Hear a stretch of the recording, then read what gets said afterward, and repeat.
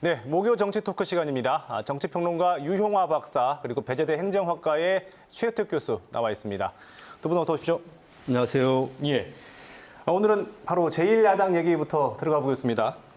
국민의힘 대선 후보 바로 이제 내일 최종 후보가 선출이 됩니다.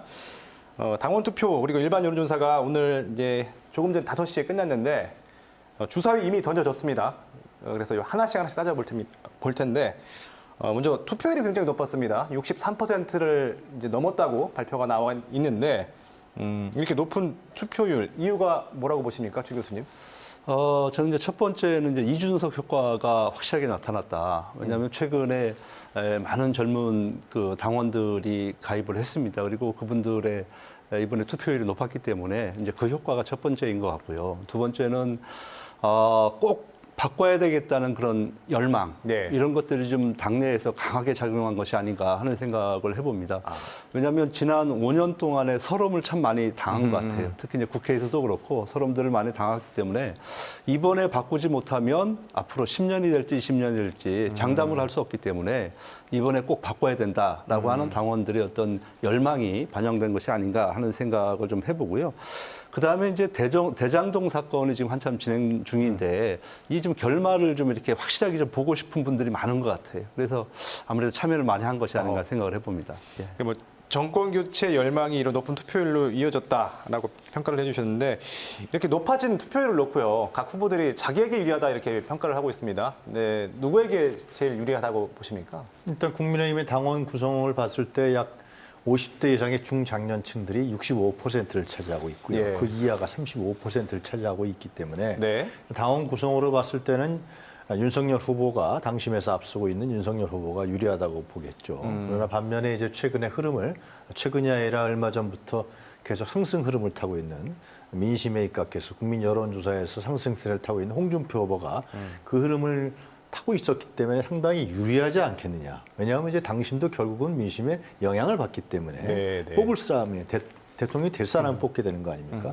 그런데 최근 며칠 전부터는 이런 여론조사에서 좀 다른 지표들이 나오고 있는 것 같아요. 많이 좀 붙었죠. 네, 많이 붙었어요.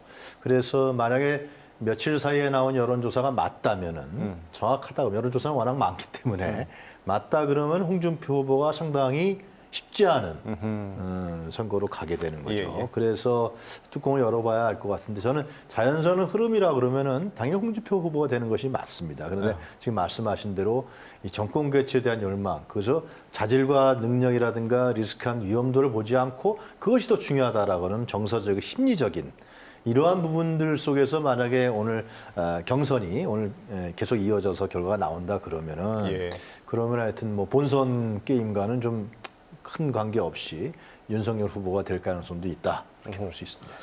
조심스럽지만 최효택 교수님들 예측을 해보신다면 내일 어떤 후보가 선출이 될까요? 네, 이제 그런 얘기가 있잖아요. 정치 속설에 당심은 민심을 이기지 못한다. 예. 결국에는 이제 민심을 많이 얻은 분이 이제 최종 후보가 될 것 같은데요. 근데 당심의 투표율이 이번에 상당히 높았습니다. 아까 말씀하신 대로 이제 거의 한 65% 정도까지 올라왔기 때문에 그러면 이제 그런 걸 보면은 윤석열 후보가 이제 아무래도 유리한 측면이고요. 민심도 한 일주일 전까지는 이제 이 홍준표 후보가 상당히 높았었는데 최근에 좀 낮아지는 걸 보면 아무래도 조금 윤석열 후보가 좀 유리하지 않을까 조심스럽게 전망해 봅니다. 예. 뭐 어찌됐든 내일 뚜껑을 열면 후보가 결정이 되는데 이 각 후보들 간에 날선 공방이 있어서 이 화학적 결합이 가능할까 의문도 있습니다. 어떻게 보십니까? 제가 아까 말씀드렸잖아요. 왜냐하면 강한 정권 교체 열망이 있다. 그래서 만약에 화학적 결합이 있지 않으면 이건 뭐 당을 갈라쓰겠다는 얘기고요. 그리고 만약에 화학적 결합을 못 해가지고 지게 되면 그 모든 것을 혼자 독박을 다 써야 됩니다. 그렇기 때문에 제가 봤을 때는 큰 문제 없을 것이다. 큰 문제 없을 것이다 하는 생각을 해봅니다. 알겠습니다. 자, 이번 대선의 또 하나의 변수가 이번에 세 번째 대권 도전을 선언한 안철수 국민의당 대표입니다. 이번에 완주를 할까요? 아니면 몸값 높이기일까요? 유영하 박사님. 그러니까 안철수 후보가 지금 대선에 세 번째 나오지 않습니까? 예. 김대중 전 대통령을 제외하고는 세 번째 나온 사람 제가 본 일이 별로 없는 것 같은데요. 김대중 전 대통령은 특수했죠. 민주화 운동 과정이라는 게 있었기 때문에. 그리고 서울시장도 2번 나오고 그렇기 때문에 그리고 또 지지율이 지금 뭐 높을 경우는 7, 8% 나오지만은 평균적으로 봤을 때는 3에서 5% 정도입니다. 안철수 후보가. 그렇기 때문에 이러한 지지율을 갖고 특히 제1야당의 지지세가 견고하고요. 후보도 경선을 통해서 만들어지고 그럴 경우에 안철수 후보가 자기 얘기대로 정권 교체의 중요한 주자로 자림하기는 쉽지가 않다. 실제 완주를 할 것이다. 그렇게 된다면 결국은 안철수 대표가 노릴 수 있는 것은 정권 이후에 후보 단일화를 통해서 지분이라든가 공학적인 이런 딜을 통해서 확보하고 그리고 이제 뭐 그 정부의 참여해서 차기를 노린다든가 정치적인 영향력을 확대한다든가 뭐 이런 거 아니겠습니까? 결국은 정치권에서 흔히 있는 일이죠. 그렇기 때문에 그러나 이제 또 상당히 그 딜 과정에서 굉장히 어려울 거예요. 그간의 과정을 봤을 때. 그렇기 때문에 국민의힘 입장에 봤을 때는 가까이 하기도 그렇고 또 멀리 하기도 그렇고 이준석 대표가 그런 얘기를 했습니다만 상당히 힘든 과정 속에서 이런 여러 가지 문제가 나오지 않을까 생각합니다. 알겠습니다. 자, 정의당도 또 하나 변수입니다. 심상정 후보 출마 선언을 했는데 정의당 이번에 완주를 하게 될까요?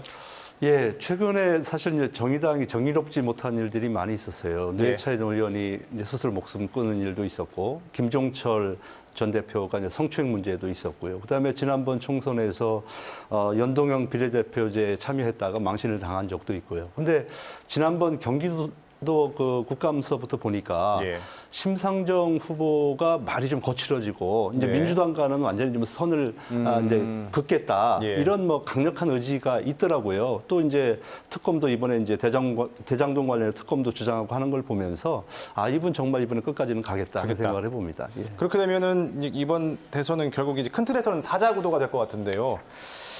판세 어떻게 예측하십니까, 이용화 박사님? 사실상 굉장히 국민의힘에 누가 되든 간에 이번 대선은 마찬가지로 굉장히 근소한 차이로 후보가 결정될 가능성이 크다고 보여집니다. 그런데 이제 이재명 후보가 최근에 이재명 정부론을 들고 나오지 않았습니까? 그것은 결국은 이 정권 교체, 야당에서 제기하고 있는 정권 교체론의 다른 프레임인데요. 대통령 중심제에서 이명박 정부, 문재인 정부, 그리고 이재명 정부 듯이 자기가 다른 발전적인 차별성을 보이겠다는 거거든요. 그러니까 정부 교체론이죠. 이거는 정부론이기 때문에 그러려면 이재명 후보가 상당히 그 다른 차별성을 보여줘야 되는 것이죠. 그런데 그것이 부정적인 차별성이 아니라 발전적인 차별성을 보여줘야 되기 때문에 문재인 정부하고요. 쉽지 않은 과제인 건 분명해요. 근데 그래서 난 다르다. 그렇기 때문에 흔히 얘기한 정권 교체 프레임이 아니라는 것을 보여주게 된다면은 상당히 다른 양상도 나타날 수가 있다라고 하는데요. 그러나 하여튼 이번 선거는 굉장히 박빙의 선거가 되지 않을까 생각이 듭니다. 박빙이 이제 양강구도는 유지될 것이다. 그렇죠. 있습니다. 충청권 민심은 어떻게 흘러갈 것으로 보십니까, 최 교수님? 예, 아무래도 뭐 이번도 전과 다르지는 않을 것 같습니다. 저희들 아마 끝까지 아마 좀 지켜볼 것 같고요. 그리고 어떤 후보가 우리 지역에 유리한 그런 정책을 가지고 나오는지, 그리고 또 국가 발전에 어떤 후보가 좀 도움이 되는지 이런 것들을 끝까지 파악을 해보고 막판에 저희가 또 충청권에서 또 선택을 하지 않을까 하는 생각을 해봅니다. 이번에도 충청권이 좀 캐스팅 보트 역할을 할 것이다라고 보시는 저는 하리라고 봅니다. 자, 끝으로 이제 여당 얘기도 해보겠습니다. 이재명 후보가 연일 그 재난지원금을 추가 지급하자고 언급을 하고 있습니다. 여기에 대해서 이제 당내에서 우상호 공동선대본부장도 좀 비판적인 의견을 냈고요. 어제는 김부겸 총리도 현재 재정 여건으로는 좀 힘들다 이런 말을 하면서 그 당정이 엇박자를 내고 있는 것 아니냐는 분석이 나오는데 어떻게 보십니까? 정부하고의 그런 차이가 좀 문제가 되겠죠. 우상호 의원이 아니라 당내에 있는 의원일 뿐이고. 근데 결국 이제 이재명 후보가 계속 주장했던 전 국민 100% 재난지원금. 경기도에서도 그렇게 실행을 했고요. 이 문제는 이제 위드 코로나 시대에 국민들이 그동안 2년 동안 너무 고통스러웠고 또 전 세계적으로 새로운 실험인 위드 코로나를 하기 위해서는 국민의 어떤 위무적 성격, 협력적 성격, 그 고통 해소의 어떤 같이 할 수 있다라는 이런 측면에서 봤을 때 전국민 재난지원금을 주장하고 있는 것입니다, 실제로. 근데 이제 반면에 이제 김부겸 총리라든가 뭐 홍남기 부총리 이런 사람들은 이제 선택적으로 두텁게 줘야 된다라는 것인데 예. 결국은 이제 이 재정 문제를 국가 예산 문제를 어떻게 보느냐의 차이인 것 같아요. 그러니까 현 정부에서는 특히 홍남기 부총리의 기재부에 계신 분들은 아무래도 이것을 기존의 틀대로 보는 거고요. 네. 기존의 틀같이. 그러나 이제 이재명 후보 같은 경우는 국민의 고통과 삶이 우선 아니냐. 여기다 더 재정을 1차적으로 하고 그 다음에 부분들은 다른 2차, 3차로 가야 되는 거 아니냐라는 생각인데 이 인식의 차이가 상당히 다른 것 같아요. 수치를 보는.